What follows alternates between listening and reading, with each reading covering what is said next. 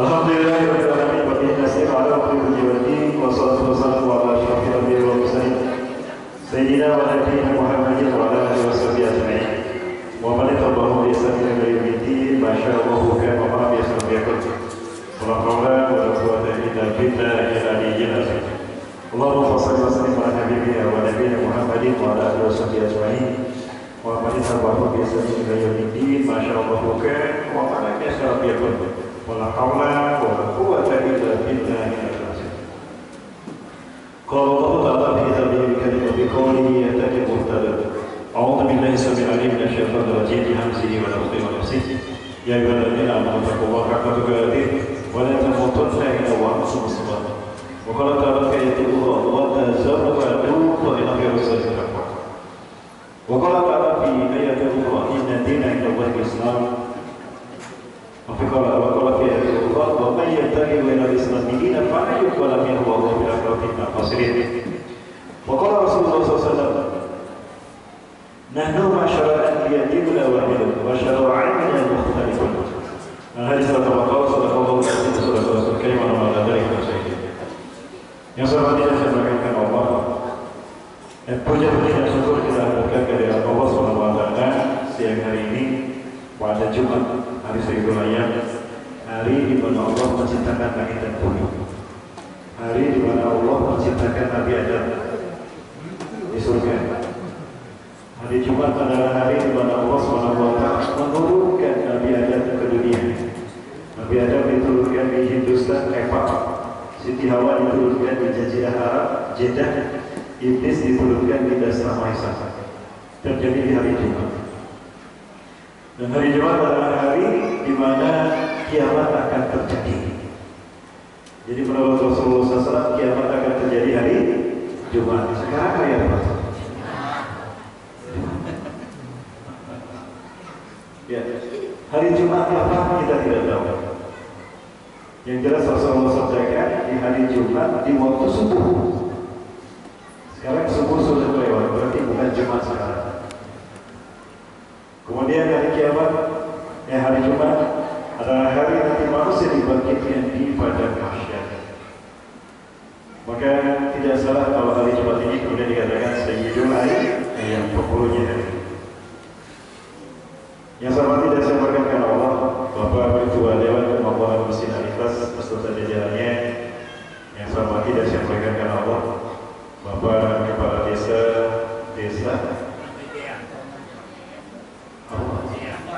Pantau Jaya, bisa Pantau Jawa Jaya yang dirawat Allah, dan juga Bapak Kepala Dusun 3 Pecah Libat, Dusun Pecah Libat, Pak Kepala Dusun ini, Pak izin. Juga selamat tidak sampaikan Allah para pengurus RW, RT yang sama-sama hadir pada kesempatan kali ini, para sesepuh, para tokoh yang sama-sama hadir yang saya muliakan Allah. Yang besar tidak bisa saya sebut nama, yang kecil tidak bisa saya sebut nama. Hadirin kaum muslimin Allah. Bagaimana kabar kesehatan Bapak Ibu? Alhamdulillah. Tidak ada yang kurang. Tidak ada. Isi dompetnya tidak kurang. Oh kurang. Alhamdulillah. Saya doakan mudah-mudahan keluar dari masjid ini penuh isi dompetnya. Bapak Ibu yang berdoa semoga ini adalah video terakhir safari dakwah saya yang ke-22 barangkali ke Provinsi Riau. Alhamdulillah sudah hampir semua kabupaten saya datangi di Provinsi Riau. Pertama saya datang ke Riau adalah ke Kota Pekanbaru. Setelah itu kunjungan lagi ke Rohul, Ujung Batu, Pasir Pangarayan, ke semua titik. Kemudian Rohil, Rokan Hilir juga sudah.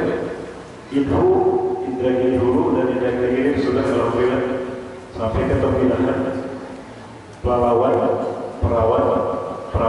dan juga Kuok, Kuansing, di Pangkain. Mana lagi Bapak Ibu? Duri Dumai sudah, Bangkina, kemudian juga Siang sudah. Mana lagi? Pengkalis sudah. Alhamdulillah hampir semua kabupaten di Provinsi Riau sudah ada. Namun baru kali ini saya ditakdirkan Allah hadir di Masjid Al-Ikhlas. Mudah-mudahan ini bukan kajian yang pertama dan terakhir, tapi insya Allah mudah-mudahan nanti saya diundang lagi.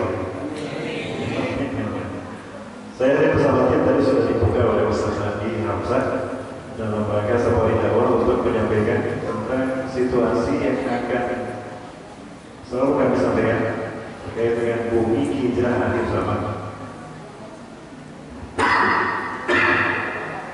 Yaitu bumi Palestina. Jadi Bapak Ibu dan Rasulullah. Tema kita kesempatan ini adalah tentang bangkitnya Islam dari kebangkitan Islam di akhir zaman. Apakah Islam akan bangkit sepertinya? Sebelum saya bahas tentang kebangkitan Islam, Bapak Ibu, ini ada satu pertanyaan. Jika ada pertanyaan kepada kita, apakah agama yang paling benar? Jawaban kita apa? Islam. Kita menjawab Islam karena memang kita seorang Muslim. Kita meyakini Islam agama yang paling benar. Tapi bagaimana jika yang menjawab bukan orang Islam? Nah itu baru istimewa, itu baru luar biasa. Ada seseorang guru besar, dia guru besar sejarah di Hebrew University Israel. Saya belum pernah bertemu dengan dia, walaupun saya belajar kuliah di sana. Dan saya beberapa kali di sana belum pernah bertemu dengan beliau karena saya tidak pernah bertemu dengan tokoh-tokoh Israel. Saya hanya bertemu dengan tokoh-tokoh Palestina, para menteri Hamas, dan juga para pejuangnya Izzuddin Al-Qassam dan yang lain. Nah ini ada satu pertanyaan yang menarik. Ada orang agamanya Yahudi, tapi ketika ditanya agama apa yang paling benar, dia jawabannya Islam. Nah ini baru luar biasa. Siapa dia? Ya, siapa yang akan berbuat?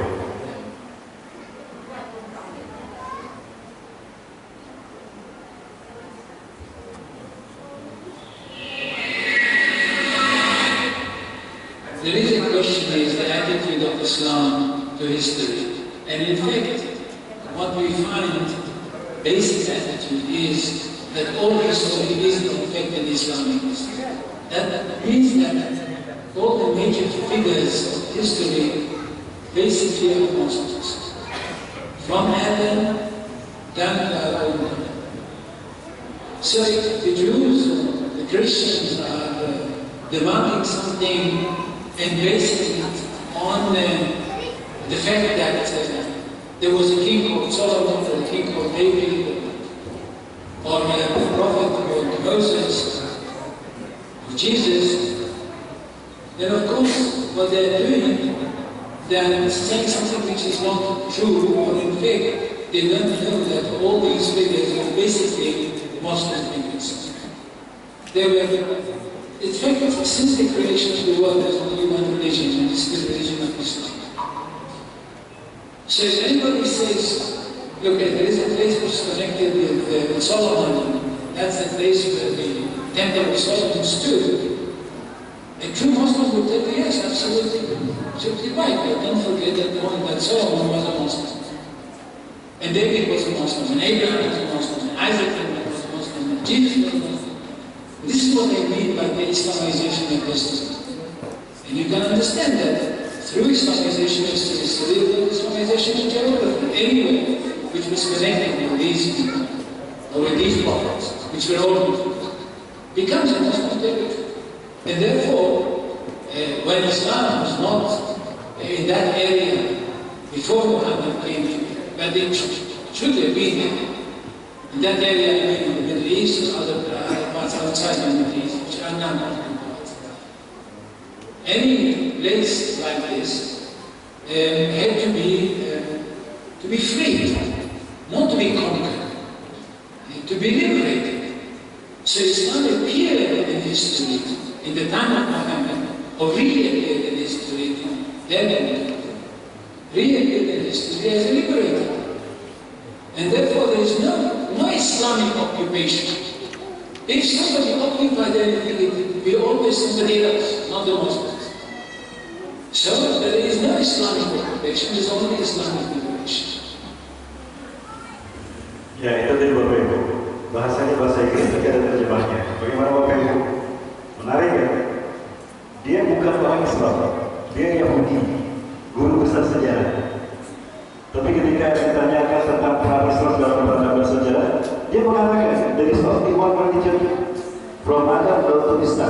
Islam. Sejak Nabi Adam sampai hari ini cuma ada satu agama yang benar Islam, tapi dia akhirnya tidak masuk Islam. Padahal dia bukan dari itu. Inilah hidayah. Yang kedua kita katakan semua figur yang ada dalam peradaban Islam itu Muslim. Makanya dikatakan Yesus Muslim, Nabi Isa juga Muslim. Dan ini membuktikan kebenaran daripada hadis Rasulullah SAW. Dan Nabi masyarakat dia wahidun wasawa'ibun muhtalifun. Kami para Nabi dan Rasul agama kami satu, Islam. Tapi syariat kami berbeda. Syariat berbeda tapi musilah. Karena para Nabi tinggal di zaman yang sama, tinggal di tempat yang tinggal di zaman berbeda, di tempat yang berbeda, dalam budaya dan situasi yang berbeda. Jangankan zaman berbeda, kita sekarang di zaman yang sama, kan cara sholatnya tidak sama. Tidak masalah, yang penting ada dalilnya. Yang tidak boleh sholat tanpa dalil, ibadah tanpa dalil. Kalau berbeda sholat, maka harus menjadi keyakinan kuat bagi kita bahwa Islam ini adalah fitrah umat manusia dan semua Nabi membawa agama Islam. Apa agama yang dibawakan Nabi Musa adalah Islam, bukan Yahudi, Islam. Fitnah kalau ada yang mengatakan Nabi Musa membawa agama Yahudi. Apa agama yang dibawa oleh Nabi Musa? Islam, bukan Kristen. Apa Nabi Musa mengajarkan Kristen? Tidak. Semua Nabi dan Rasul mengajarkan Islam. Quran surat Al-Anbiya ayat 25. Allah berfirman, "A'udzu minasyaitonir rajim. Wa ma arsalna min qablika min rasulin illa nuhi ilaihi annahu la ilaha illa ana fa'budun." Dan tidaklah aku mengutus sebelum kau Muhammad seorang nabi pun, dimanapun Allah mengutusnya, siapapun yang Allah utus dan kapanpun Allah mengutusnya, melainkan Allah wahyukan kepadanya, tidak ada Tuhan selain Allah. Maka sebablah aku kata Allah. Ini semua Nabi mengatakan demikian. Baik, Bapak Subhanahu wa Ta'ala. Dan ini adalah gambaran semua Nabi dan Rasul yang berdakwah yang garis besarnya saja. Dimulai dari Nabi Adam sampai Nabi Muhammad SAW. Bapak Ibu yang berdakwah di antara semua Nabi ini, yang masih hidup Nabi siapa? Ada Nabi yang masih hidup sekarang? Ada. Ada atau tidak ada? Ada. Siapa? Nabi Hidir masih hidup, betul. Di mana Nabi Hidir? Di Pekanbaru. Apa di Kampar? Nah, kita tidak tahu. Selain Nabi Hidir siapa lagi? Nabi Isa. Nabi Isa masih hidup? Ada di mana sekarang Nabi Isa? Di Pelalawan. Nabi Isa ada di mana? Nabi Isa ada di sisi Allah. Quran surat Ali Imran ayat 55. A'udzu billahi minasyaitonir rajim. Iz qala Allahu ya Isa inni mutawaffika wa rafi'uka ilayya wa mutahhiruka minal ladzina kafaru wa ja'ilul ladzina tabauka fawqa alladzina kafaru ila yaumil qiyamah. Thumma ilayya marji'ukum fa ahkumu bainakum fima kuntum fihi takhtalifun. Ingatlah ketika Allah berfirman, "Hai Isa, sesungguhnya aku akan mewafatkan engkau." Diwafatkan dulu Nabi Isa. Wa rafi'uka ilayya, dan aku akan mengangkatmu ke sisiku. Nah, berarti Nabi Isa sekarang ada di sisi Allah dalam keadaan wafat. Pertanyaan saya, apa arti wafat? Meninggal. Yakin? Yakin? Apakah wafat meninggal? Quran surat Al-An'am ayat ke-60. Wa huwa alladhi yatawaffakum bil-lail wa ya'lamu ma jarahtum bin-nahar. Dan dialah Allah yang telah menidurkan kamu di waktu malam, dan Allah mengetahui apa yang kau lakukan di waktu siang. Nah, bagaimana kata Allah? Kata wafat di dalam Quran surat Al-An'am ayat ke-60 artinya tidur.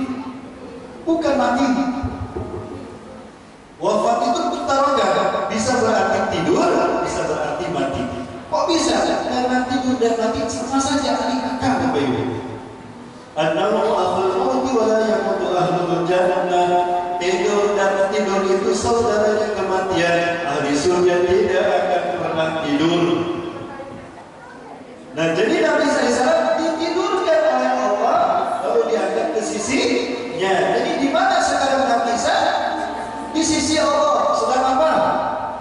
Tidur.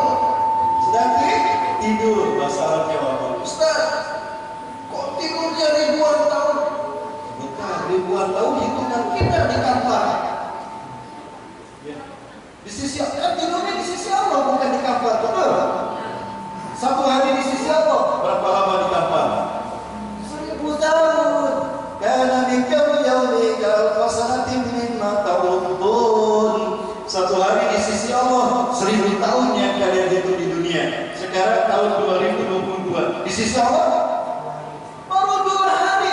Berarti Nabi bisa sekarang tidur di sisi Allah berapa lama? Baru 2 hari. Berubah tidak ada? Tidak. Maka nanti di saat Islam akan bangkit, Nabi Isa akan turun di sini. Nah, di Aleppo, berbatasan dengan Turki. Ya, tepatnya di masjid ini. Nah, masjid ini. Di masjid ini nanti Nabi Isa akan turun dan saat itu akan melaksanakan sholat subuh berjamaah. Umat sudah dikumandangkan. Allahu Akbar, Allahu Akbar. Asyhadu an la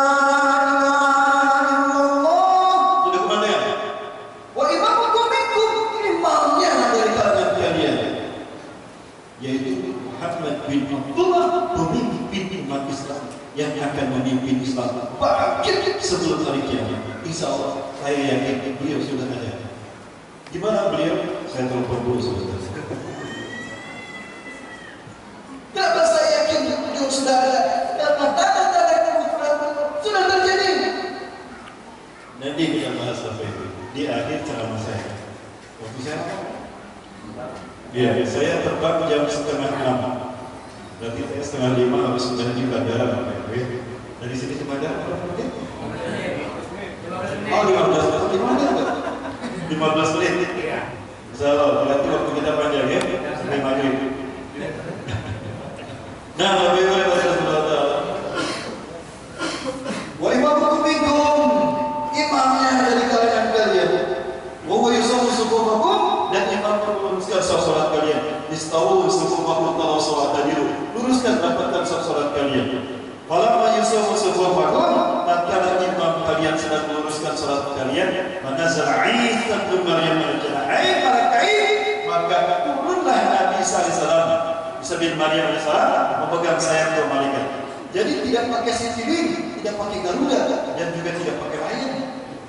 Turunnya memegang sayap dua malaikat. Ada mana terbaik di masjid ini? Menaranya yang mana? Nah, menara yang di masjid ini ada menara penting. Orang-orang menyebutkan inilah menara Isa bin Maryam. Di menara inilah Nabi turun. Tidak dapat kita bayangkan ketika Nabi Isa turun di menara ini. Ini ada semua tayangan. Saya tidak ngerti di tayangan apa. Tapi dengan tayangan seperti ini aja hebohnya luar biasa Bapak. Apalagi jika yang turunnya Nabi Isa Bapak. Betul? Nanti coba kita lihat ya.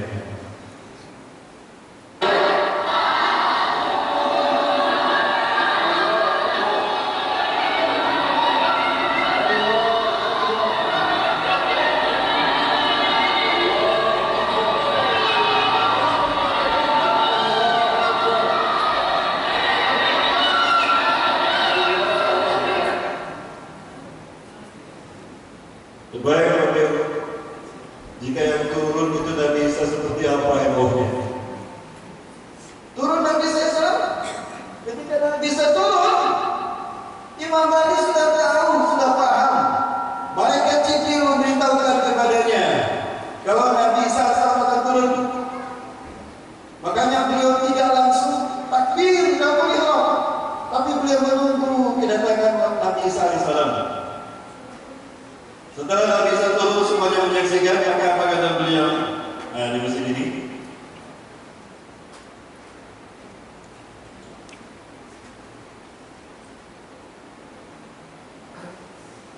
Tempatnya di kota Aleppo, Suriah, berbatasan dengan Turki. Dan saat itu Turki sudah dikuasai oleh tentara Romawi. Turki sudah hancur, tentara Romawi. yaitu di Mesjid ini, dan ini menara Istiqlal. Setelah turun Nabi Isa, Imam Mahdi mengatakan, "Ayo dulu, mari Nabi Allah, pimpin kami sholat." Pertanyaan saya, apakah Nabi Isa menjadi imam sholat? Tidak. Nabi Isa tidak menjadi imam sholat. Imam Mahdi bilang, "Taqaddam, hadhihi utubat saya." Ente ke depan. Ini sholat dikumandangkan untukmu, bukan untuk saya. Inna ba'dakum li ba'din umara. Sebagian kalian pemimpin bagi sebagian yang lain. Tukrumatullahi hadhihi ummah. Kemuliaan yang Allah berikan pada umat ini. Di dalam kita bayangkan Nabi Isa salat di belakang Imam Mahdi. Siapa yang mulia? Imam Mahdi apa Nabi Isa? Nabi Muhammad SAW. Itu menunjukkan kemuliaan Rasulullah SAW. Siapapun Nabi dan Rasul jika bertemu dengan Rasulullah SAW wajib meninggalkan tugas kenabian. Luar biasa. Maukana Musa wa Isa hayain lama musyahu kata Ismail. Andai kata Musa bin Imran ada di sana hidup, Isa bin Maryam ada di sana, Allah tidak akan melapangkan urusan hidup mereka sampai mereka datang kepadaku menjadi umatku. Subhanallah. Betapa mulianya Rasulullah SAW. Maka siapapun yang memimpin penegakan sunnah Rasulullah SAW, maka Nabi sekalipun harus makmum di belakang. Ini pentingnya kepemimpinan di masa kita. Sekarang kita punya pemimpin dulu. Tadi Jumat saya bahas kepada jemaah, Pak, mana suaranya Pak? Oh iya Bapak. Tadi Jumatan saya bahas Pak. Kita sudah punya pemimpin belum? Belum kan? 2024 sudah punya calon? Sudah? Saya Pak. Saya Pak. Oh iya, terima kasih Pak. Siap jadi pilih saya Pak ya. Siap saya menjadi calon presiden 2024. Belum punya calon? Pilih Pak Anies atau pilih saya? Anies. Pilih Pak Anies.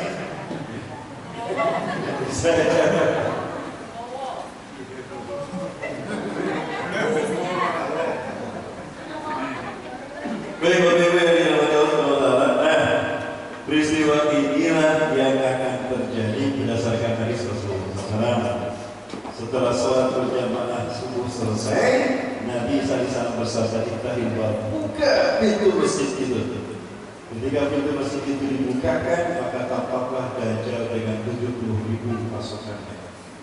Yahudi dari lembah besar kita.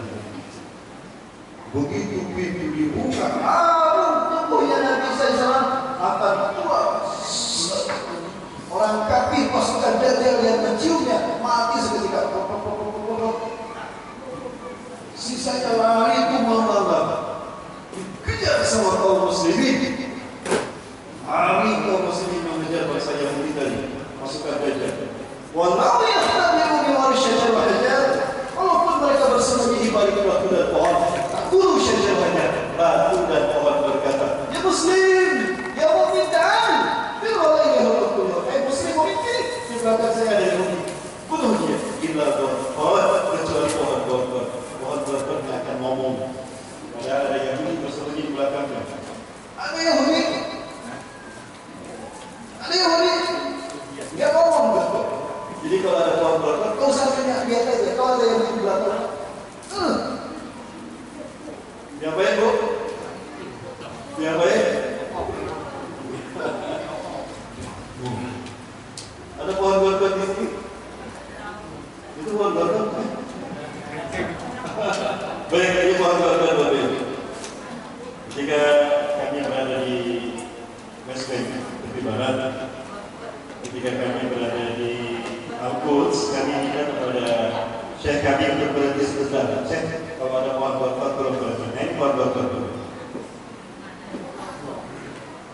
So this one down here, and you can see Yahudi houses on top. Yahudi houses on top. Sampai atas. Ya, dia sampai kita sebelum kita sampai ke atas itu akan berubah. Saya pun juga. Nah, ini pohon borkon.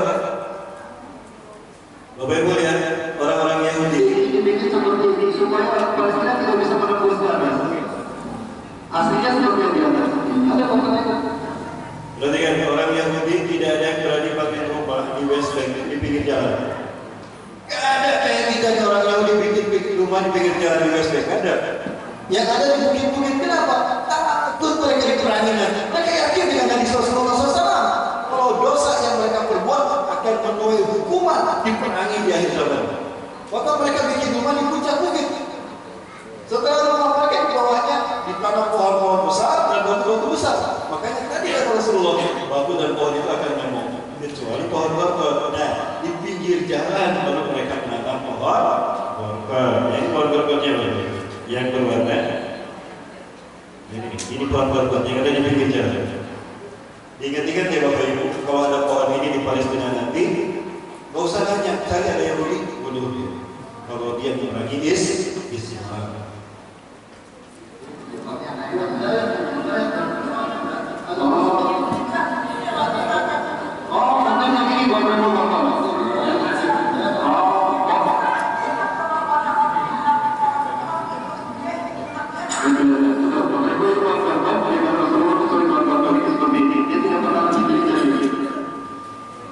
Ya daunnya kayak panjang ya, kayak lidi, daunnya kayak lidi, seperti itu. Ya. Itu buat baik Bapak Ibu yang ada sebelah utara. Nah itulah pisau besar. Dajjal gimana? Begitu tahu Nabi Isa ada di dalam masjid, kaget Dajjal. Malaikat pejabat malaikat maut sudah datang, merinding Dajjal. Saking merindingnya, mencair itu Dajjal, kencing di celana Dajjal, basah celananya. Kata Rasulullah SAW, andai kata Isa bin Maryam cuma melototin gini aja, mati itu Dajjal. Tapi Allah perintahkan Nabi Isa membunuh Dajjal dengan tangannya sendiri. Salah satu tugas Nabi Isa kenapa diturunkan ke dunia untuk membuktikan kalau dia bukan Tuhan, tapi beliau adalah Nabi dan Rasul Allah Subhanahu wa Ta'ala. Kedua, untuk membuktikan Islam agama yang benar. Ketiga, wayaqtul higsira, membunuh babi, wayaqtul saliba, menghancurkan salib, wayaqtul Dajjal, dan membunuh Dajjal. Di mana Dajjal dibunuh oleh Nabi Isa? Di pintu Lut. Di mana pintu Lut? Di Palestina yang sudah dikuasai Israel. Bagaimana pintu Lut? Jadi kata Rasulullah SAW, Isa bin Maryam akan membunuh Dajjal di gerbang Lut, sebuah kota 13 mil timur Tel Aviv. Nabi Muhammad SAW sabdakan dalam hadis riwayat Imam At-Tirmidzi juz ke-4 halaman 100. Saya pernah melewati kota Lut. Saya jelaskan pada jemaah yang satu bus bersama saya, karena saya memang tugas saat itu dari pembina saat kunjungan dari itu Bapak Ibu. Saya sampaikan Bapak Ibu, inilah kota Lut. Kota inilah yang akan menjadi saksi Isa bin Maryam alaihissalam. Nanti Allah akan membunuh Dajjal di pintu Lut. Di Lut ini banyak pintu. Ada salah satu pintu yang menarik Bapak Ibu. Ini pintunya. Apakah di pintu ini nanti Nabi Isa akan membunuh Dajjal? Mudah-mudahan. Kalau di sini Dajjal dibunuh Nabi Isa alaihissalam, maka subhanallah terbuktilah kemenangan Islam. Yahudi, Nasrani, Majusi hancur seketika. Dan ketika tiga agama ini hancur, semua agama yang maju juga mungkin hancur. Karena semua agama yang lain selain tiga ini berasal dari pengembangan tiga agama besar, Yahudi, Nasrani, dan Majusi. Yahudi meyakini raja mereka akan datang, Mesaya. Siapa? Mesaya. Nasrani meyakini raja mereka akan datang, siapa? Sama. Majusi juga sama. Al-Mahdi Al-Muqtazar yang ditunggu-tunggu. Siapa mereka? Ini juga sama. Semuanya berbagai sama. Tidak dapat kita bayangkan jika peristiwa ini terjadi di zaman. Bapak Ibu yang terus merawat, kapan bisa peristiwa itu terjadi? Akan terjadi atas izin Allah. Kapan kita tidak tahu. Namun akan ada tanda-tanda yang mendahulunya. Apa saja? Satu, munculnya gunung emas di Sungai Efrat. Sudah muncul belum? Sudah. Ibu tahu? Di YouTube. Ada pun di YouTube. Ibu lihat di YouTube. Bapak-bapak saudara, saya tidak tahu apakah ini merupakan bukti Gunung Mas itu akan muncul.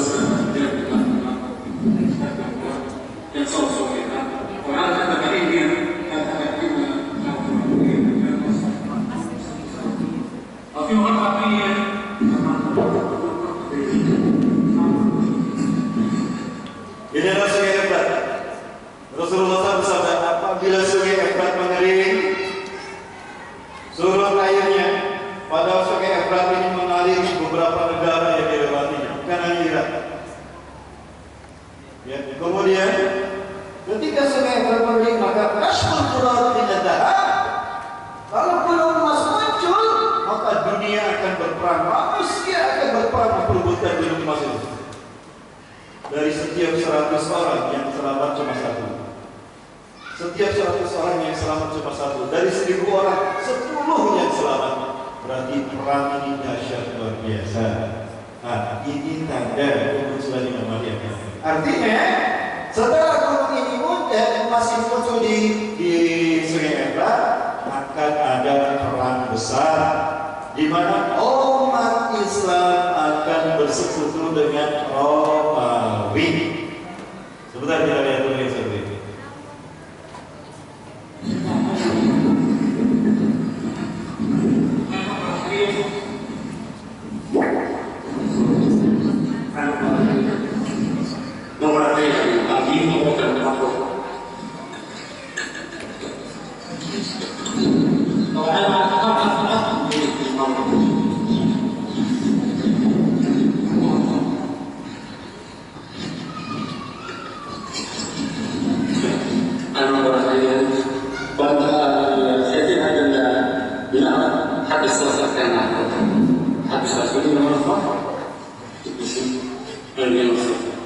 Baik.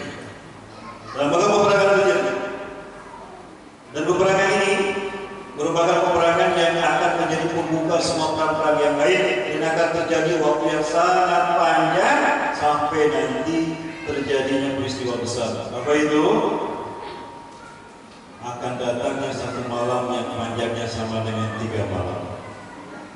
Rasulullah bersabda, "Sayati alaikum lailun tuluha kasalasatil akan datang satu malam yang panjangnya 3 malam. Jadi gelapnya malam nanti 3 kali 24 jam tanpa cahaya matahari. Bayangkan itu 3 hari 3 malam gelap tanpa matahari. Itulah kenapa Cina bikin matahari buat mereka akan terjadi. Berarti Cina yakin pada hadis Rasulullah. Jemaah, masuk lagi. Jemaah, woi jemaah, masih bersama saya? Saya minta Ustaz Maulana. Perangnya siapa antar siapa? Kata Rasulullah SAW, "Satuslihuna ar-Ruma sulhan aminan." Kalian akan berdamai dengan Romawi dalam keadaan aman. Summa taqtuluna antum wa hum aduwwum min waraihim. Kemudian kalian bergabung bersama Romawi memerangi musuh di belakang mereka. Sekali lagi, kalian akan bersekutu dengan Romawi memerangi musuh di belakang Romawi, bukan di belakang umat Islam. Nah, kita bahas siapa Romawi yang kita tahu. Dulu Romawi yang terakhir kalah di tangan umat Islam adalah Bizantium Timur, agamanya Kristen Ortodok atau Protestan. Di mana Bizantium Timur? Di wilayah yang sekarang menjadi negara Rusia. Di mana? Rusia. Rusia perang tidak sekarang. Perang melawan siapa? Tetangganya Rusia, Ukraina. Umat Islam bergabung tidak dengan Rusia. Siapa? Chesnya Muslim kan? Apakah ini hadis Rasulullah SAW? Allah. Ces bergabung dengan Rusia memerangi Ukraina. Ukraina kan tetangga Rusia. Rasulullah sabdakan, kemudian kamu bersama Romawi akan memerangi musuh di belakang mereka. Mereka itu Rusia, mereka itu Romawi. Contoh Romawi sekarang Rusia, Ukraina tetangga Rusia. Saudara, apakah itu peperangan yang Rasulullah maksudkan? Saya belum mau untuk bisa. Bapak-bapak yang dirahmati Allah, dan itu peristiwanya sudah terjadi menurut sebagai agama. Bapak Ibu, apa materinya ini? Kata materinya bagian dari Islam. Kemudian peristiwa lainnya apa Ustaz? Tanda kalau Imam Mahdi akan muncul. Mau yang mana dulu? Tanda yang di barat atau yang di Arab? Yang di barat. Tanda di barat kemunculan Imam Mahdi. Islam berkembang di tanah barat. Sudah terjadi belum? Sudah. Nah, ini saya melihat kepada Bapak Ibu. Bapak Ibu, Inggris agamanya apa? Islam. Ibu kotanya apa? London. Ibu Bapak Ibu tahu London seperti apa hari ini? Nih, kota London hari ini. Bismillahirrahmanirrahim.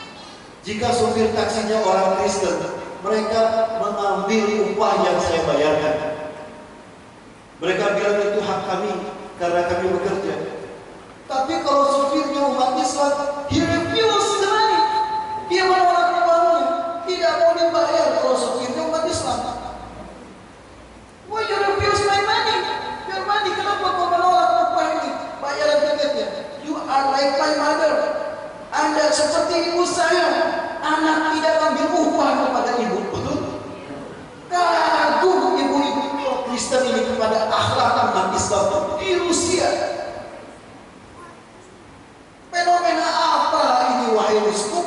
ditanya begitu, apa jawaban Uskusnya? Kita lihat nih jawaban Uskusnya. Всегда бывают такие вопросы задают, что и не ответишь. Tentu saja, should I say?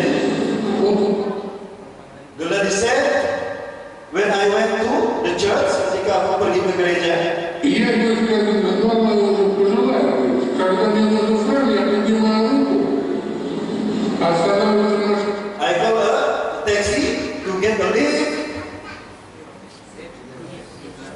Apa itu? If the driver is a Muslim, apabila supirnya seorang Muslim, И меня ведут. Если за рулем мусульманин, he refused to naik. Dia menolak upahnya. Tak mau dibayar gratis, gratis. Kalau drivernya, supirnya orang Islam. он с меня денег не берет. Говорит, ну не может сын брать. And says, you are like my mother. Anda seperti ibu saya. And son doesn't take from his our mother. Dan seorang anak tidak mengambil upah dari ibunya sendiri. Especially when she is going to pray. Apalagi khususnya ketika dia mau pergi ke gereja untuk beribadah. Nah, ini akhlak orang Islam di Rusia. Maka dengan cepat Rusia masuk Islam berbondong-bondong. Mau tahu Bapak Ibu, sekali masuk Islam 100-200 orang. Sampai pendeta ini menangis. I am present with this. Aku sangat tersentuh. Dan pendeta ini pun menangis. Dan akhirnya pendeta ini mengatakan di this funeral, the future of the Russian country will belonging to Muslim people. Are you understanding? Yes, I said to you.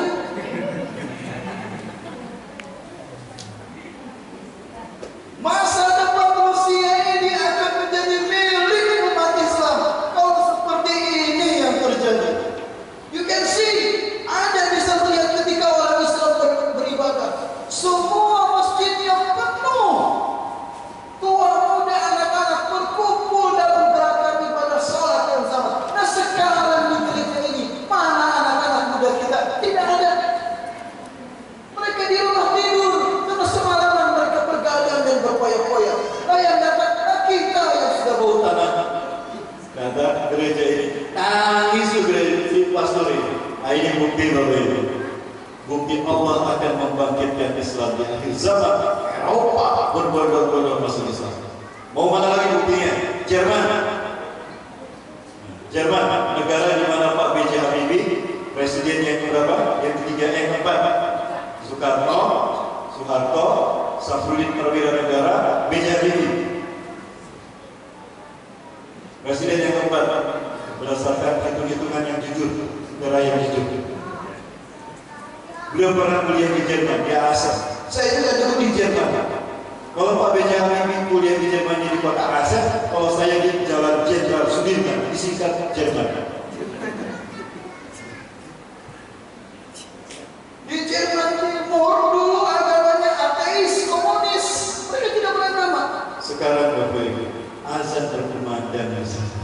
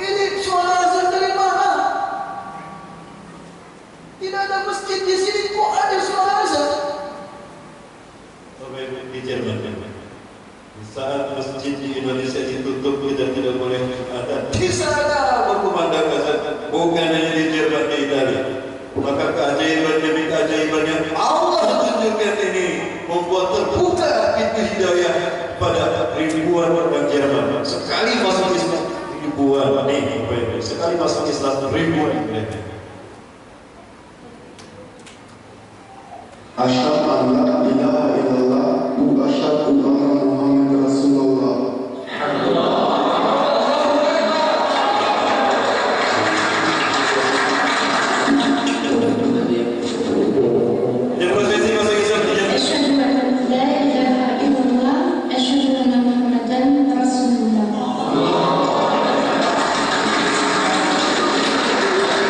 Asyhadu an la ilaha illallah wa asyhadu anna Muhammadar Rasulullah.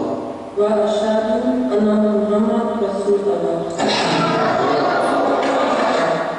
Ada orang tidak percaya dengan berita ini. London katanya berubah menjadi Londonistan. Orang-orang bilang di London sekarang banyak umat Islam, perempuannya berjilbab semua, laki-lakinya berjilbab dan berpeci seperti ini. Apakah betul? Dia tidak percaya. Dia orang Islam. Pergi dia ke London dan dia buktikan sendiri betul Bapak Ibu. Di London lautan jilbab dan jenggot terjadi. Tadi saya sampaikan. Di antaranya ini. Dia lihat sendiri Bapak Ibu. Ini bukti Allah akan membangkitkan Islam sebelum hari kiamat. Look at the beauty of Islam. Semuanya berkerudung. In the UK, Mau yang jalan kaki, mau yang pakai sepeda, mau yang di dalam bus, semuanya berkerudung. MashaAllah, MashaAllah, Allah Akbar. This is amazing. Let the whole world know that Islam is the fastest growing religion. Islam is peace. SubhanAllah, MashaAllah. This is in the UK, yeah? Most probably in Islam. And just look at all of the letters. Ini berbeda Bapak Ibu. Jadi menjelang kebangkitan Islam munculnya Imam Mahdi Eropa masuk Islam. Namun sebaliknya di negara-negara yang sudah Islam sejak dulu justru umat Islamnya murtad satu persatu. Betul. Tetangga kita tidak jauh dari sini Bapak Ibu. Mereka murtad hanya dengan separuh beras, hanya dengan status Indomie dan hanya dengan apalagi apa Bapak Ibu? Seamplop uang murtad ramai-ramai. Bahkan pemurtadan dan deislamisasi itu menafikan terjadi di tanah yang menjadi sumber Islam itu sendiri. Di mana? Di mana Bapak Ibu? Di Saudi Arabia. Ini menyedihkan sekali Bapak Ibu. Saya istighfar berkali-kali menyaksikan ini Bapak Ibu. Ya. Mulu dan dilarang di sana. Heroin dibolehkan. Tidak mengerti saya. Ada apa dengan Saudi Arabia? صديق الصوائب نشيد النباء ودرب القتال طريق الحياة أبين اقتحام يبيد الطغاة وكاتب صوت يبيد الصدى صديق الصوائب نشيد النباء ودرب القتال طريق الحياة أبين اقتحام يبيد الطغاة وكاتب صوت يبيد الصدى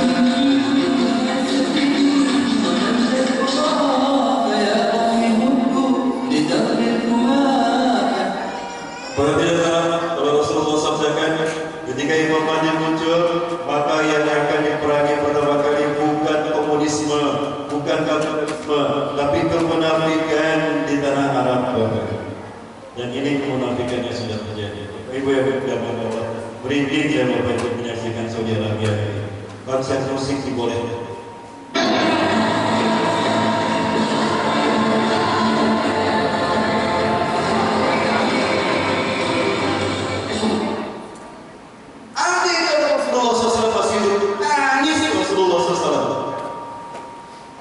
Lebih daripada saudara-saudara, inilah yang kemudian memicu kemarahan dari umat Islam dunia. Sampai puncaknya nanti, maka akan terjadi peperangan di tanah Arab yang mengakibatkan rajanya meninggal dunia. Ketika rajanya meninggal dunia, 3 anak putra mahkotanya akan berebut kekuasaan. Yang ketiga salah satu inda kanzikum, akan berperang 3 orang laki-laki di sisi perbadan kalian Ka'bah. Di sisi Ka'bah 3 anak laki-laki ini berperang. Kulluhum ibnu Khalifah, Saya tanya, Raja Saudi Arabia yang terakhir siapa? Raja Salman sekarang. Beliau sudah sakit-sakitan kan? Dan anaknya 3. Putra mahkota ada 3. Ada Muhammad bin Salman anak kandungnya, ada Muhammad bin Nayef, ada Al-Walid bin Talal. Muhammad bin Nayef sudah lama menjadi tahanan kota. Kemudian ada Al-Walid bin Talal bersama. Sekarang yang memegang kekuasaan adalah Perdana Menterinya. Siapa? Anaknya, pangerannya, Muhammad bin Salman. Arab Saudi kalau mungkin menggantungkan hidupnya hanya kepada minyak terus. Minyak lama-lama habis. Maka untuk menghidupi negara Saudi Arabia dibukakan pintu investasi besar-besaran yang dibidik negara-negara Eropa, negara-negara Barat untuk menanamkan sahamnya investasi di Saudi Arabia. Nah, mereka negara sekuler, bukan negara Islam, negara liberal. Mungkinkah mereka akan menanam saham di Saudi Arabia untuk menanamkan syariat Islam? Tidak mungkin. Maka syariat Islam mengudara. Ya, maka budaya-budaya Barat mengalirlah ke tanah Arab. Satu, Saudi Arabia. Kedua, sekarang akan bergelar sebentar lagi Piala Dunia, betul? Sepak bola Piala Dunia. Di mana? Di Qatar. Bapak Ibu tahu Qatar? Negara kaya, negara yang paling hebat memegang syariat Islam, seperti Brunei di Asia. Qatar. Sekarang Qatar menjadi penyelenggara Piala Dunia. Kaget saya. Kok bisa Qatar menyelenggarakan Piala Dunia? Bapak Ibu, kalau Piala Dunia sepak bola yang main apakah orang Islam? Bukan, orang non-Muslim juga main kan? Apapun agamanya seluruh dunia datang ke sana, betul? Maka orang-orang yang non-Muslim datang ke Qatar. Kalau datang mereka sendirian apa sama pacarnya? Sendirian apa sama pacarnya? Nggak sama pacarnya. Tinggal di hotel di Qatar. Apain mereka? Berzina atau? Itu satu. Yang kedua, FIFA penyelenggara sepak bola, panitianya FIFA menyumbangkan besar kepada kita siapa? Kaum LGBT. Nah, kalau kaum LGBT ini menjadi partner terbesar FIFA dalam penyelenggara sepak bola, maka mereka datang ke Qatar. Oh, bukankah Qatar menghukum mati mereka yang melakukan LGBT? Mari datang ke hujan habis-habisan. Kenapa? Karena menolak satu, orang-orang yang bukan mahram tidak menikah berpasangan tidak boleh datang. Kedua, kaum LGBT tidak boleh membawa simbol-simbol LGBT. Marah mereka, ya maka diboikot atasnya. Bingung kata, akhirnya dibolehkan. Kemunafikan ini mulai terjadi di tanah Allah. Ini yang kemudian membuat kaum seluruh dunia marah. Sehingga segeralah mereka pergi ke Qatar mengadukan masalah ini kepada Allah Subhanahu wa Ta'ala. Ya Allah, negara kami sudah seperti ini. Ulama-ulama ditangkap, dibunuh dan dipenjara. Kami disiksa, Islam dihina, dihujat, agama kami dinistakan, kaum musliminnya dibantai. Mengadu mereka kepada Allah. Maka orang-orang yang lain yang mendengarkan di dalam Allah juga, kok doa kita sama? Anda siapa? Saya muslim dari negara ini. Kok darah doanya sama? Suasana di negara kami pun begitu. Kalau begitu, kayaknya Imam Mahdi akan datang. Yuk kita cari Imam Mahdi. Larilah mereka bersama-sama mencari Imam Mahdi di kota Makkah. Siapa Imam Mahdi, Bapak Ibu? Bapak Ibu, Rasulullah SAW menyampaikan kepada kita bahwa Imam Mahdi ini adalah pemimpin ketika Islam bangkit di akhir zaman.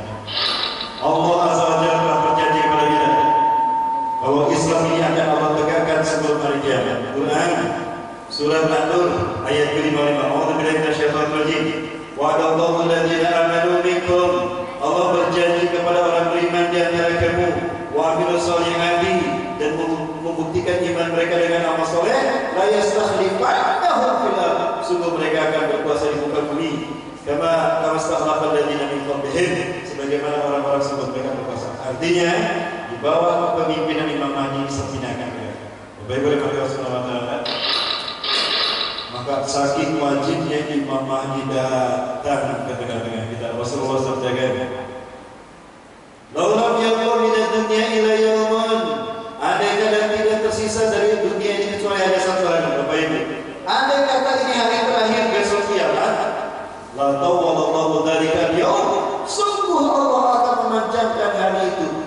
yub'atsa fi rajulin min ahli baiti, sehingga Allah mengutus seorang laki-laki dari keturunanku. Siapa dia? Yuwadiu ismu ismi, serupa namanya dengan namaku. Siapa nama Rasulullah? Nah, kemungkinan namanya Muhammad.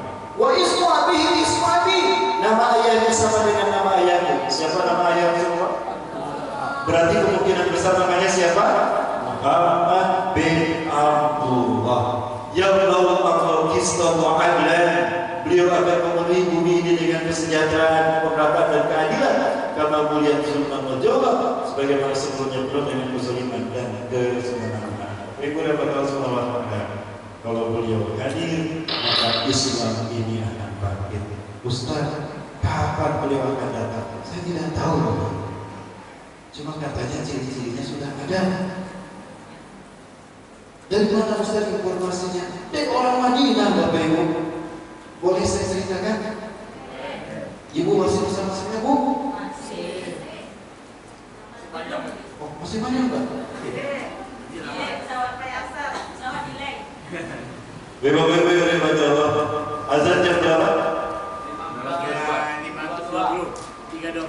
3.20. Bapak-bapak sebentar lagi berarti saya. Bapak-bapak sebentar. Ini ada satu peristiwa yang membuat saya merinding juga, Bapak. Ciri-ciri Imam Mahdi akan terjadi akan datang apabila manusia berharap melaksanakan haji dan umrah. Sudah terjadi. Corona berada. Baik. Ustaz Zulkifli Muhammad Ali Usman, beliau guru saya. Kami sudah bertemu di Payakumbuh dan kadang di Bandung. Juga di Pekanbaru kami pernah bertemu di Masjid Al-Falah. Beberapa Allah, beliau didatangi oleh seseorang yang pernah bertahun-tahun tinggal di Madinah. Dia orang Indonesia. Orang Indonesia yang bertahun-tahun tinggal di Madinah ini cerita kalau orang Al-Mahdi yang diceritakan ciri-cirinya oleh beliau itu sudah ditemui. Nah, ini cerita.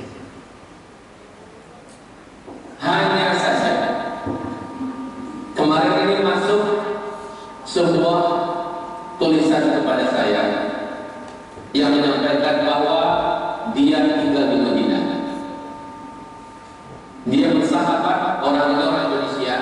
Dia bersahabat dengan seorang lelaki dari keturunan Rasulullah SAW di Madinah Al-Munawwarah. Lelaki ini memiliki seluruh ciri-ciri tentang Al-Mahdi ada pada dirinya, ada pada fisiknya, dan di usia yang sudah hampir matang, sudah dikatakan hampir matang, karena usia 40 adalah usia matang. Dia mendekati usia segitu. Laki-laki ini kami katakan kepadanya, karena yang dengan SMS kepada saya, pada diri itu ada ciri-ciri keturunan memang silsilahnya nggak pasti kepada Rasulullah dan dari Hasan bin Ali, tapi dia menafik dan dia menolak, tidak, bukan saya.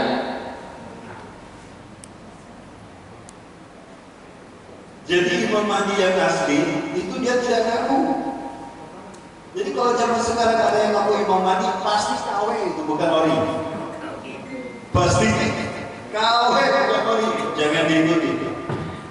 Karena yang aslinya kata Rasulullah SAW, ulama tadi 7 orang ulama dunia itu menjadi belum di Mekah. Anda Mahdi sejadah yubayuka Rasulullah. Anda Imam Mahdi keluarga tangan Anda, kami bayar kepada Anda. Dia menarik tangannya, tidak. Rasulullah, Anda hidup di Ansar. Saya bukan Imam Mahdi, saya hanya satu orang dari orang Madinah saja. Ali dia ke Madinah. Dikejar sama Rasulullah SAW. Saya kata Rasulullah, 7 ulama dan pasukannya ini mengejar beliau ke Madinah. Ketemu di Madinah, lari lagi ke Mekah. Saking tidak maunya diutus menjadi Imam Mahdi. Saking tidak maunya diutus menjadi Imam Mahdi. Dari Mekah ke Madinah, lari ke Mekah. Dilanjutkan lagi ke Mekah, ketemu lagi di Mekah, lari lagi ke Madinah. Ya tahawal minal Mekah ila Madinah selasa malam, pulang pergi Mekah Madinah 3 kali, menghindar dari orang-orang tidak mau dibayar sebagai Imam Mahdi. Itu Imam Mahdi yang asli. Jadi kalau ada orang mengakui Imam Mahdi dan kita dibayar, berarti ori apa kawin? Kawin. Jangan diikuti. Bapak Ibu yang dimaksud Rasulullah Ta'ala, ini dulu. Dan bukan saya. si fulan bin fulan lebih berhak daripada saya, fulan bin fulan lebih berhak dan dia lebih cocok daripada saya, Syekh Anu lebih bagus daripada saya. Saya hanya punya satu keinginan, katanya. Saya ingin berjihad di negeri Syam. Saya ingin membela saudara saya di negeri Syam, dan saya ingin pergi ke sana. Saya ingin syahid di jalan Allah. Ini permintaan laki-laki keturunan Rasulullah yang di Madinah itu. Dia menunjuk saya, katanya, untuk ikut bersamanya ke negeri Syam. Tapi saya katakan saya akan kembali ke Indonesia. Mungkin di ladang jihad saya adalah kata ayah saya, kata laki-laki Indonesia ini. Mereka pun berpisah. Yang keturunan Rasulullah ini pergi ke Syam, ikut bergabung dengan para pejuang di negeri Syam. Sementara beliau ini pulang ke Indonesia dan beliau mendengarkan ceramah-ceramah saya sudah cukup lama. Kemudian beliau katakan, sosok yang Ustaz sebutkan itu insya Allah. Nah itu Bapak Ibu yang kami saudara. Nah baik, siapa yang mengenai ini Bapak Ibu? Apakah beliau orang Kampar? Bukan. Apakah beliau orang Pakistan? Bukan. Beliau orang Madinah, bukan dari Pakistan. Karena dulu pernah viral Muhammad Qasim, ya diklaim sebagai Imam Mahdi. Saya nasihatkan pada teman-teman, jangan terburu-buru, jangan tergesa-gesa. Belum tentu benar. Namanya saja bukan Muhammad bin Abdullah, tapi Muhammad Qasim bin Abdul Karim, kan jauh. Kedua, Rasulullah sebutkan beliau dari Madinah. Nah ini dari Pakistan. Kok bisa mereka menerima seperti itu? Sekarang mereka ada yang mulai berubah, tidak lagi setia kepada Muhammad Qasim. Baik, berikutnya Bapak Ibu yang Subhanahu wa taala. Sebagai Imam Mahdi ini saya sebutkan ciri-cirinya. Rasulullah SAW menguraikan banyak dalam hadis-hadis tentang ciri-ciri beliau. Banyak hadis yang menerangkan tentang kemunculannya dari zaman Nabi. Syekh Abdul Muhsin Al-Abbad Hafizahullah salah seorang ulama bukan hadis di Madinah pernah meneliti hadis-hadis tentang Imam Mahdi. Kemudian beliau menemukan kesimpulan bahwa ada 26 sahabat yang meriwayatkan hadis tentang Imam Mahdi. Yang terjemah Rasulullah kayak Dr. Sulaiman Al-Ashqar halaman 216. Ada 36 kitab hadis yang menukilkan hadis tentang Imam Mahdi.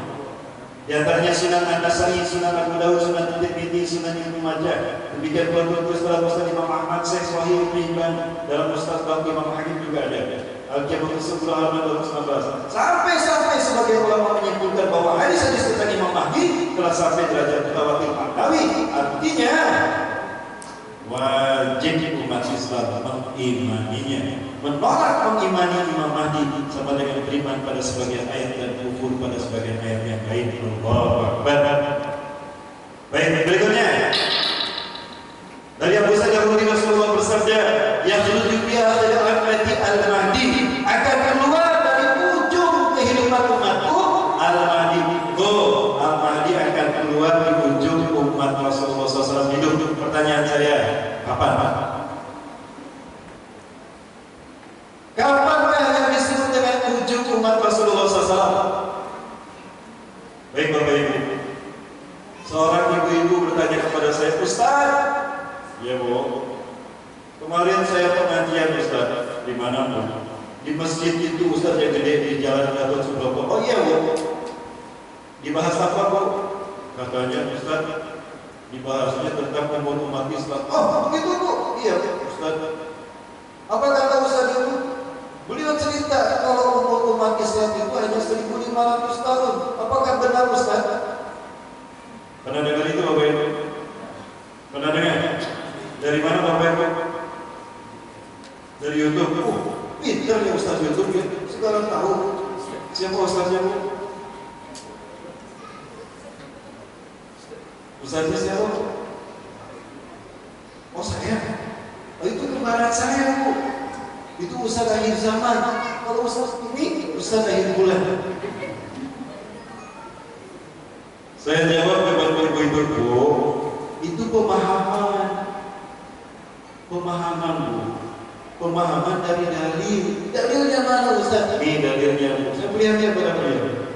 Inna baqa'akum minal umami kama sallallahu allati anzalaha ila ahliha fa yaqulu biha ayyamalaha Mintu yang fadri ila ghurubi syamsi walamma tasafan nahar ajazu biha wa yaz'unaha ila rabbihim. Masa kalian tinggal di muka bumi dibandingkan dengan umat-umat yang terdahulu, sama dengan Taurat yang Allah turunkan pada orang Yahudi? Allah perintahkan mereka mengamalkannya dari subuh sampai maghrib. Tatkala sampai waktu zuhur habis tenaga mereka, capek mereka. Maka urusan itu dikembalikan kepada Allah. Allah turunkan kepada orang Nasrani, lanjutkan tugas ini. Allah turunkan dalam bentuk Injil. Amalkan sampai maghrib. Ternyata Nasrani hanya sampai asar. Hanya sampai asar. Lalu orang Nasrani mengembalikan urusan itu kepada Allah. Lalu Allah perintahkan tugas itu kepada umat Islam dalam bentuk Quran. Umat Islam sempurna menunaikannya sampai maghrib. Maka apa? Umat Islam dikasih 2 qiraat, Yahudi masih dan Nasrani masing-masing 1 qiraat. Protes Yahudi dan Nasrani, ya di mana ajaran semua min ajrihim Allah? Kok pahala kami setengah dari pahala mereka? Kami panjang umur, kami banyak amal. Padahal Yahudi dan Nasrani cuma setengahnya. Nah, Yahudi diperintahkan dari subuh sampai maghrib. Mereka hanya sampai zuhur, kan berarti setengahnya, dikasih 1 qiraat. Nasrani harusnya dari zuhur sampai maghrib, mereka hanya sampai asar, setengahnya kan dikasih 1 qiraat. Lalu Islam umurnya cuma dari asar sampai maghrib, sempurna menunaikan, dikasih 2 qiraat. Berarti umur umat Islam adalah umur Yahudi ditambah umur Nasrani. Berapa umur Yahudi? Dihitung dari Nabi Musa diutus sampai Allah menurunkan Injil kepada Nabi Isa. Itu jaraknya 900 tahun. Umur Nasrani dimulai dari Nabi Isa diutus Allah kepada mereka dengan turunnya Injil sampai nanti Nabi Isa diangkat. Nah, ada masa faktor jarak kosong antara Nabi Isa diangkat sampai Rasulullah SAW. Para ahli sejarah membatasi tidak boleh lebih dari 100 tahun. Umur Nasrani cuma 500 tahun. Berarti jumlahnya dari mana? Umur Yahudi 900, umur Nasrani 500. Jumlahkan berapa? Jawab 1400. Ada bonus 100 tahun, tambah bonus 100 tahun. 1500 tahun. Sekarang tahun berapa Hijriah? 1444 Hijriah. Ini berapa tahun lagi? 56 tahun. Sebentar, itu kan Hijriah. Berarti dihitungnya dari hijrah ke Madinah, betul? Kan sebelumnya di Mekah 13 tahun. Kurangi 13. 43. Berarti kalau memang betul berdasarkan hadis ini 1500 tahun, berarti cuma 43 tahun lagi. Apakah ini betul ujung umat Nabi Muhammad? Berarti tinggal 43 tahun lagi. Berarti betul masa kita ini adalah ujung akhir umat Nabi Muhammad. Nah, Rasulullah sampaikan Imam Mahdi akan keluar dari ujung akhir masa umat. Subhanallah. Yasqihillahu al-ghaitha, Allah akan memberinya minum. Berarti ketika beliau muncul zaman kemarau panjang. Nah, siap-siap. Jangan tidak hujan ya. Jangan-jangan mau kemarau. Ya. Wa takhrujul ardu nabataha. Marau panjang lama. Ketika beliau muncul, bumi hujan. Langit menurunkan hujan, bumi menurunkan tanamannya. Wa yu'til masihahan. Beliau membagi-bagikan harta tanpa dihitung. Artinya beliau akan membuat umat Islam kaya raya. Nah, kabar gembira ini dari Rasulullah SAW. Kalau Imam Mahdi datang, hutang kita lunas. Yang amin punya hutang. Beliau akan membagi-bagikan harta. Artinya, dan hari ini masih punya cicilan, lunas cicilannya. Oh, mana punya cicilan? Waktu sirul masyir, binatang ternak yang tadinya hampir punah, maka banyak lagi. Kemudian, watak sirul umat Islam mulia kembali. Tidak ada yang berani menghina umat Islam. Wa ya'ishu sab'an aw samaniyah yakni ajajan. Beliau akan tinggal bersama umat Islam 7 sampai 8 kali musim haji. Bapak Ibu yang dirahmati Allah Subhanahu wa taala. Nah, ini sebagian dari dalam penjelasan tentang Imam Mahdi. Namun kemunculan Imam Mahdi ini masih perlu kita jaga. Kenapa? Banyak hal yang harus kita waspadai. Lebih daripada Subhanahu wa taala, apa yang harus kita waspadai? Yang paling penting yang harus kita waspadai adalah rencana jahat Yahudi yang akan mengambil alih Masjidil Aqsa dari umat. Baik-baik ya Allah. Sedih saya ketika menyaksikan Masjidil Aqsa. Satu-satunya masjid di dunia yang bersejarah, yang kedua DKM-nya Yahudi, Masjidil Aqsa. Aneh Bapak Ibu.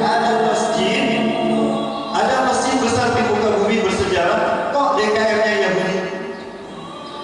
Tapi imam masjidnya orang Islam, Yahudi tidak sholat. Inilah dia Masjidil Aqsa. Masjidil Aqsa adalah area seluas 14 hektar. Di dalamnya ada 5 masjid, salah satunya adalah Masjid Qibli. Yang Bapak Ibu saksikan di dalam Masjid Qibli yang berkuda hitam. Namun sedih Bapak Ibu sekalian bagi Allah, hari ini orang-orang Palestina yang ada di sana, mereka dizalimi oleh Yahudi Bapak Ibu.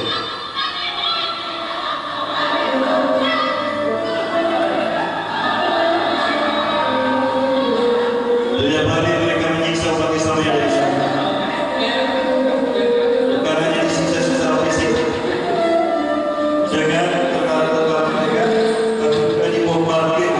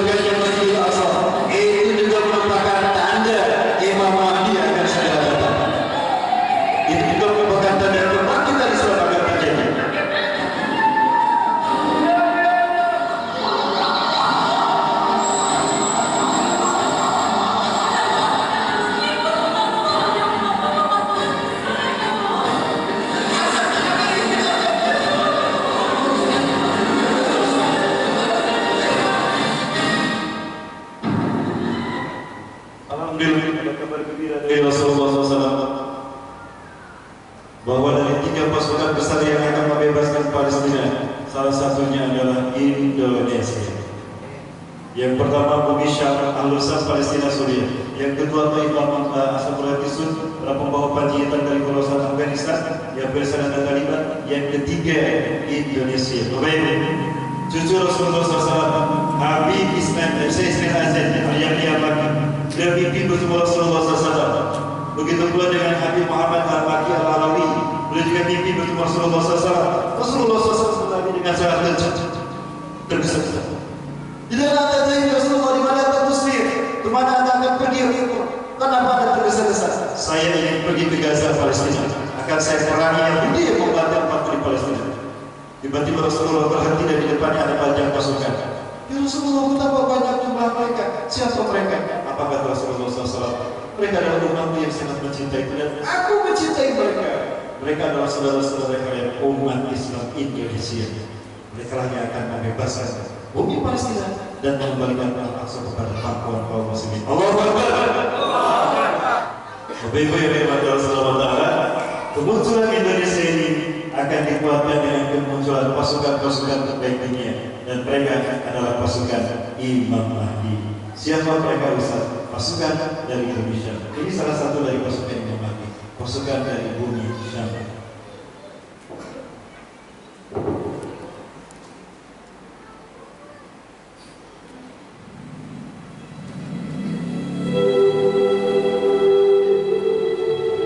Kemunculan pasukan ini, Rasulullah SAW sabdakan, apabila umat Islam dihina dan dilecehkan, apabila musuh-musuh Islam makin menghina Islam, makin kuat mereka menekan kaum muslimin, maka di saat itulah kemunculan pasukan Imam Mahdi ini.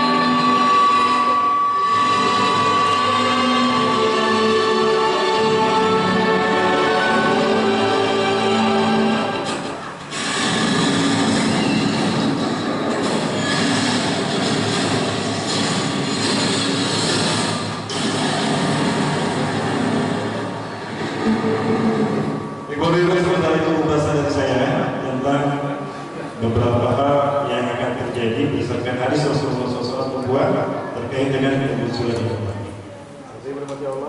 Saya mengajak